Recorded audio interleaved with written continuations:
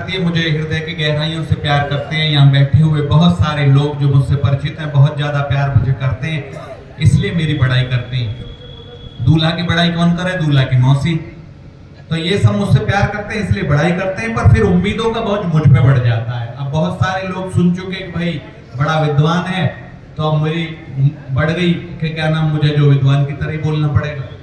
और अगर मैं यहाँ ऐसे बोल पाया कि ना 10वीं भी कर रखी है कि ना, तो जो युवा साथी हैं जो बहुत देर से अपना आनंद लिए जा रहे हैं रील्स का, ये जो एक रील चल रही है इसको छोड़ के, वो जो है ये सोचेंगे कि इतने पढ़े लिख के भी अगर ये आदमी ऐसा ही रह गया तो इससे तो बेहतर हम हैं।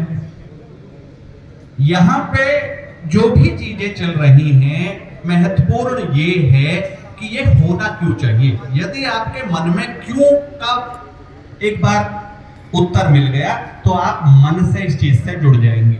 डॉक्टर के पास आप जाते हो, जिस बीमारी का पता पड़ जाए तो उसका इलाज करना आसान है, लेकिन जब बीमारी का पता ना पड़ता तो एक हॉस्पिटल से दूसरे हॉस्पिटल, दूसरे से तीसरे, यहां भी दिखा दिया वहां भी दिखा दिया, इतने पैसे खर्च हो गए और बीमारी सही नहीं होती, क्योंकि बीमारी पता ही नहीं पड़ रही एक्चुअल है क्या। बीमारी ये है कि हमारे भाई ने कहा सरकार चोर है, और सरकार की परिभाषा क्या है? सरकार तो लोग बनाते, सरकार तो लोगों की है, सरकार तो हमारी है। तो मतलब गणित में क्या निकला कि लोग चोर हैं। और बहुत बुरा लगेगा आपको, हो सकता है कोई मुझे कुट्या दे यहीं, पर आप सब चोर हैं। मैं सरकार को नहीं कह रहा, आप सब चोर हैं और आप में मैं भी हूं। जब भी हम कभी उंगली उठाते हैं किसी की तरफ तो 3 हमारी तरफ होती हैं, हम तिगुने चोर हैं।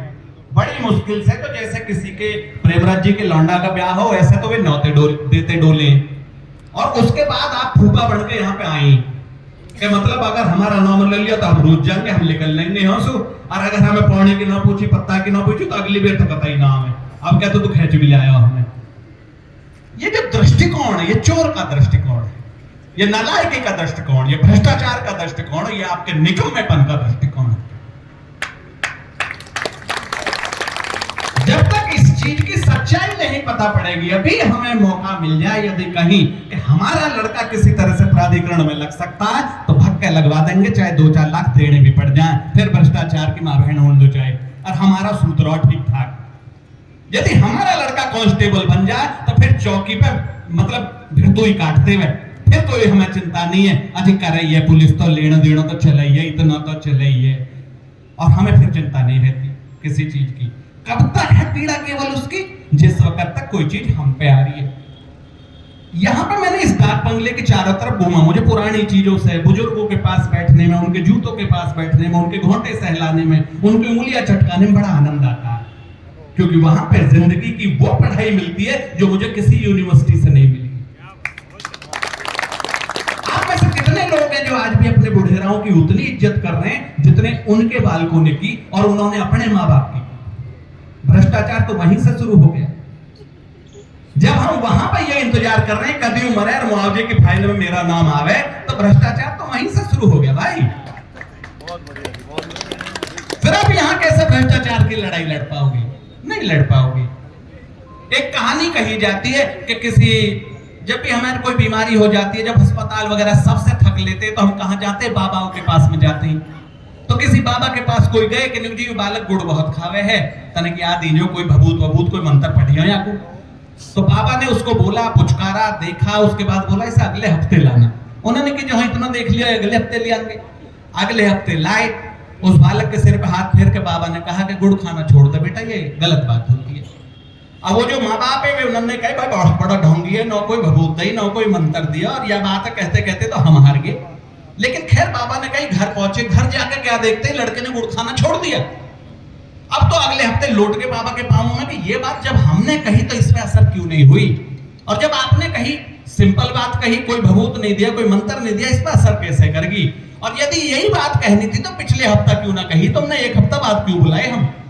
तो बाबा बोले कि जब तुम उस लड़के को मेरे पास लेकर आए थे, मैं खुद गुड़ बहुत खाता था, पूरे 1 हफ्ता मैंने गुड़ खाने पे कंट्रोल करा और ये ताकत पैदा करी कि दूसरे से कह सकूं कि गुड़ खाना छोड़ दे।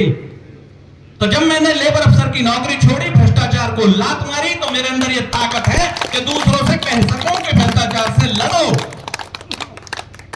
और क्यों लड़ो भ्रष्टाचार से भाई? मिलेगा क्या आखिर भ्रष्टाचार से लड़ने से? 23 साल के मेरे यहाँ पे भाई बैठे हुए, भैया बेटा खड़ा हुई है थोड़ा सा, तेरे बाल बहुत सुंदर है ना, नहीं आगे वाला भाई लगभग यही उम्र, हाँ तुम ही ठीक। मेरे भाई को क्या शौक है वो आपको दिख रहे होंगे, मैं तो उससे बहुत प्यार करता हूं, पर्सनली मत लेना। मेरे भाई के शौक आपको दिख रहे होंगे, और यही शौक अगर भगत सिंह ने रखे होते तो आज हम यहाँ बोल नहीं पाते, अंग्रेज हमारे मुंह में डंडा कर रहे होते। अब भी ये युवाओं को सोचना पड़ेगा कि उनके शौक क्या हैं। शौक हिंदी का शब्द भी है और शौक अंग्रेजी का शब्द भी है। जिसने भी शौक करा उसको शौक लगेगा अंग्रेजी वाला। अंग्रेजी के शौक का मतलब होता है झटका। इसलिए शौकों को छोड़ दो और कुछ सोच लो देश के लिए, दुनिया के लिए, किसी भी चीज के लिए। देवानंद, पुराने में लोग फिल्में देखते होंगे, सिकंदराबाद सिनेमा हॉल चलते थे तब, दिन में 400। उस वक्त की फिल्मों का एक गाना था और मेरे दिल पे तो वो असर कर गया, और इसलिए मैं तो उसकी तरह जिंदगी जीने का प्रयास करता हूं कि अपने लिए जिए तो किया जिए, तू जी ए दिल जमाने के लिए। अपने लिए सब जी नहीं, गाय भैंस पशु कुछ भी, वो सब लोग अपने लिए जी रहे हैं, उन्हें चिंता नहीं है। अंग्रेजी में एक 4 शब्दों की कहावत है, man is a social animal. सुना होगा जी सबने, इसमें से सोशल हटा दीजिए बस, मैन इज ए एनिमल।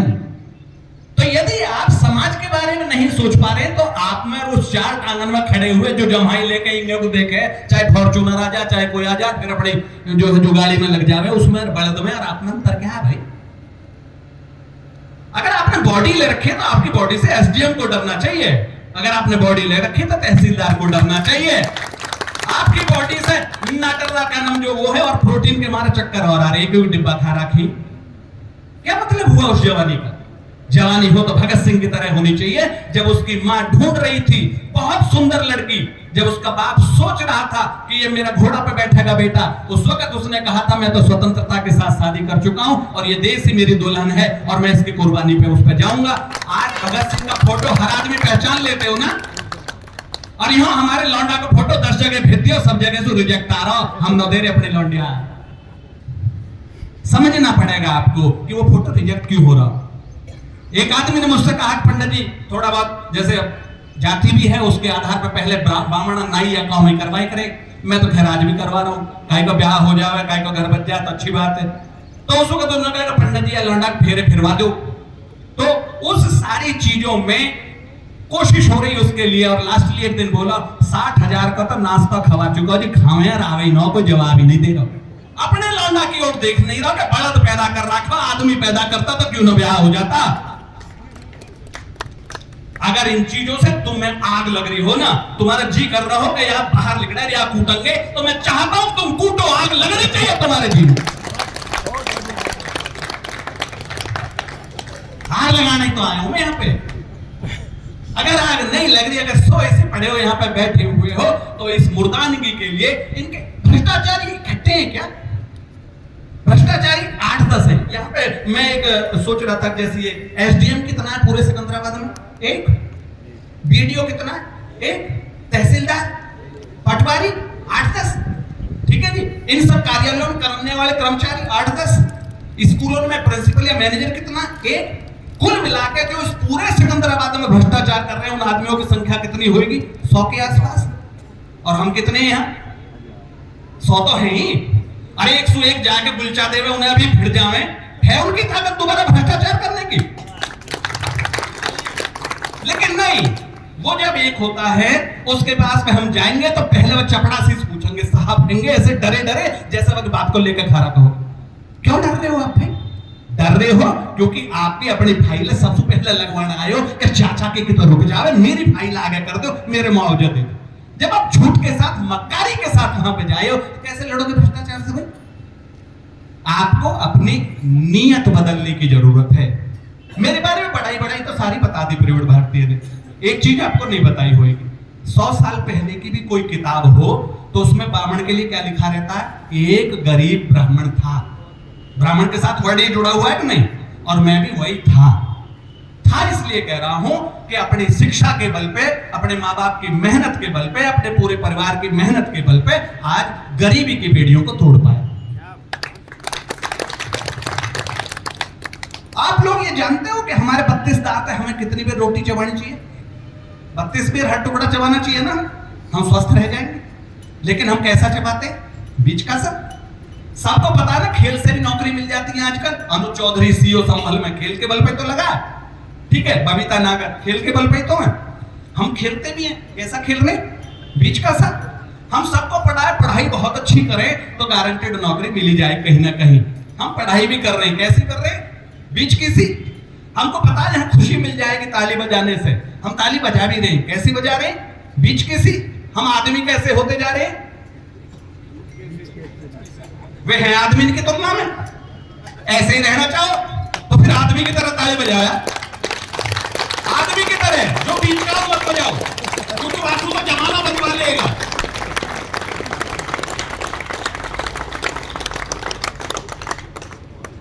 बहुत सहज और सिंपल बात है, जिंदगी बेहद आसान है। वो कहीं किताबों में, रामायण में, महाभारत में, गीता में ढूंढने की जरूरत नहीं है। एमबीए करी हुई लड़की और वो जब घर में आती है तो जो उसका पति है उसके साथ में कोई दोस्त आ जाए तो उसको भीतर लेके जाता है और धीरे से कहता है यो भी यही रोटी खाएगा, हाथ जोड़कर तो कह रहा हूं चुपचाप बढ़ा दीजिए, डर क्यों।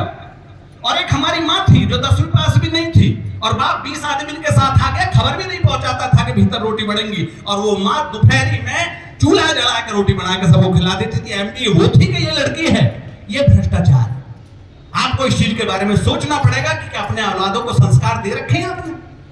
बेटे जाते हैं, आप जा पहुंचे घर पे, अरे अंकल जी के पाँव न छूते ने, अरे सिखाए होते तो छूता। अब तुम अपनी झेप मिटाने के लिए उसमें लीप रहे हो कि अंकल जी के पाँव न छूते ने। वे जो बेसिक चीजें थी, वो जो झुकना सीखना था, वो जो हम अपनी गाड़ी पे हुए या पीछे गुजर या जाट या लिख के घूम रहे हैं, उससे थोड़ी होगी गुजर या जाट से या बामण लिखने से। वास्तविकता में तो आपके कर्म बता देंगे कि आप क्या हो। हम सब अपना अपना कर्म कर ले, केवल कुछ एक्स्ट्रा नहीं करना। कोई फांसी के लिए, कोई कुर्बानी के लिए नहीं कह रहा हूं आपसे, जो आपका अपना कर्म है।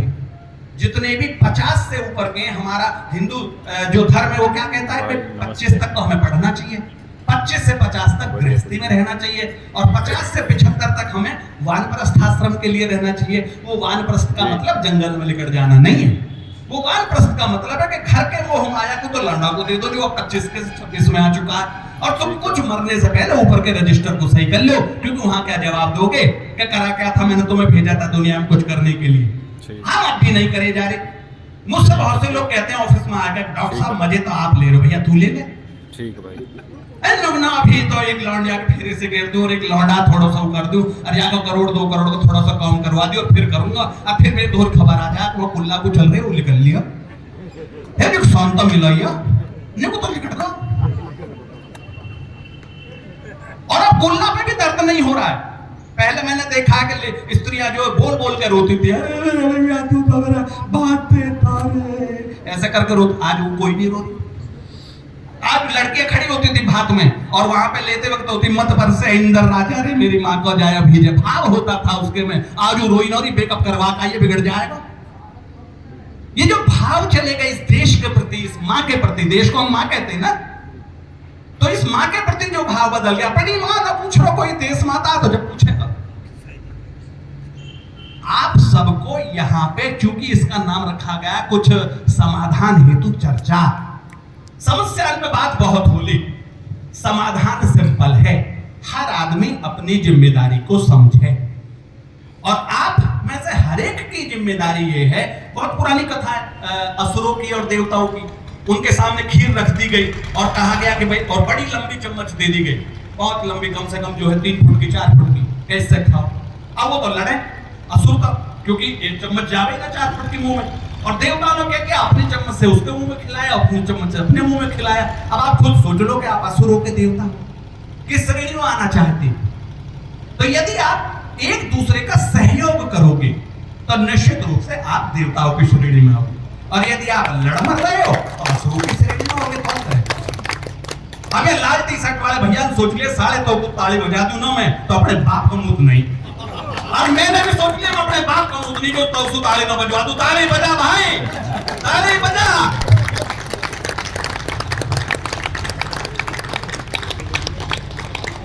सिंपल सी बात, इतने में रूस को मेरा फूफा ना रूस समझ अब तक है, इज्जत तो भानुंगा ही।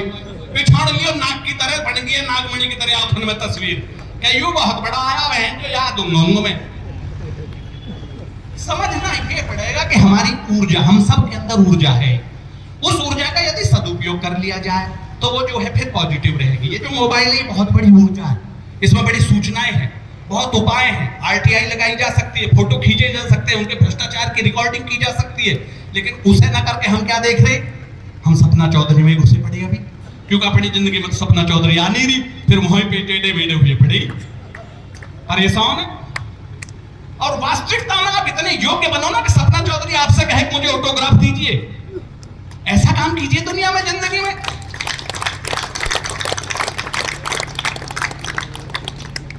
ये बंगले को मैंने देखा, प्रवीण भारती जी ने मुझे बताया कि उन्हीं के फूफा जी का ये बंगला है। इसको देख के बस औसू ही रोके मैंने कभी, हम अपनी विरासतों को भी नहीं संभाल सकते। हमारे बुजुर्ग ऐसी ऐसी बढ़िया इमारतें बना के हमने इसे सिर्फ संभालना था, बनाना भी नहीं था, हम उसे भी नहीं संभाल सकते। भारत देश में 140 करोड़ क्यों रहे हैं? अमेरिका तो बहुत बड़ा रईस कही है, वहां में 30 करोड़ आदमी क्यों है? रशिया तो बहुत बड़ा रईस कही है, वहां में 20 करोड़ आदमी क्यों है? क्योंकि भारत देश सदा से रईस था, है और रहेगा, और आप लोग भी सदा से रईस थे, हैं और रहेंगे। क्योंकि रईस होना रुपयों से नहीं होता, रुपए खाता है कि कोई आदमी। मैं 2-4 भ्रष्टाचारियों को नाम से यहां पे कह रहा हूं, चाहे मेरे प्राण चले जाएं। क्या रविंद्र तोंगड़ नाम था किसी उनका? 600 करोड़ का उन्होंने प्राधिकरण में घोटाला करा। 700 ml पानी पी सकते हैं रोज, केवल 700 ml, 1 लीटर पानी अलाउड नहीं है उनके लिए। कफन में जेब नहीं होती, कोई कितना भी घोटाला कर ले और किसी के नाम के लिए मेरी पैंट खींच दी मैंने, प्रवीण भारती ने कहना नाम मत लो, चल नहीं लेंगे कोई बात नहीं, क्योंकि इसे डर इस बात का नहीं है कि क्या होगा। इसको ये बात है कि तू जिंदा रहेगा तो बोलता रहेगा, नहीं तो मार देंगे। इसे डर इस बात का नहीं है कि हम नाम न लें, डर इसको ऐसा है फिर मैं कहां सुनाऊंगा दूसरा दीपक शर्मा बोलने को।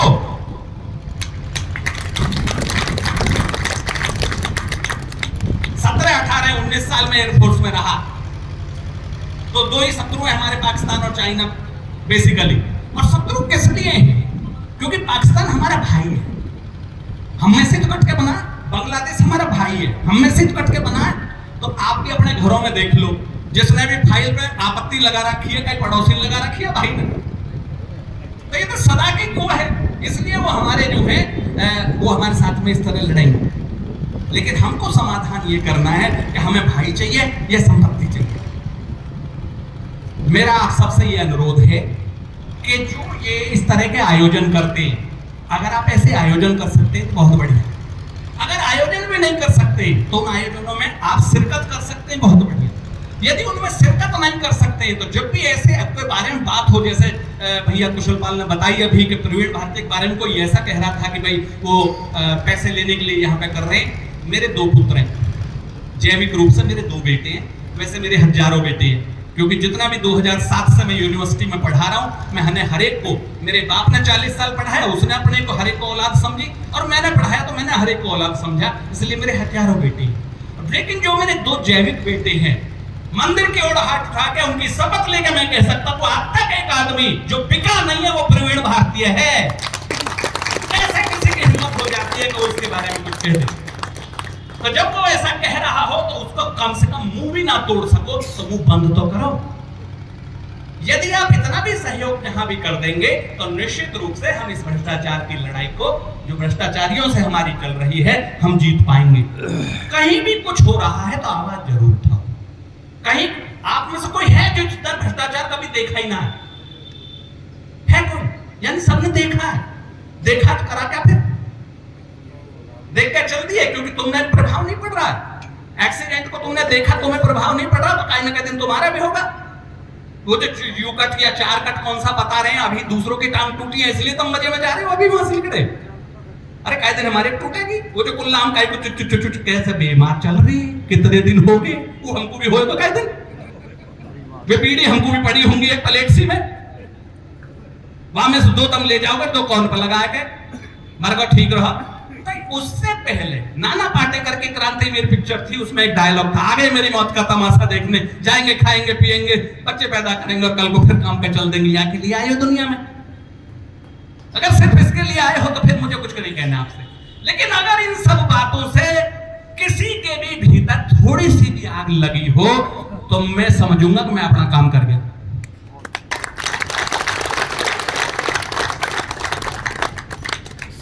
रोटी यदि कच्ची रह जाए तो क्या खाओगे उसे?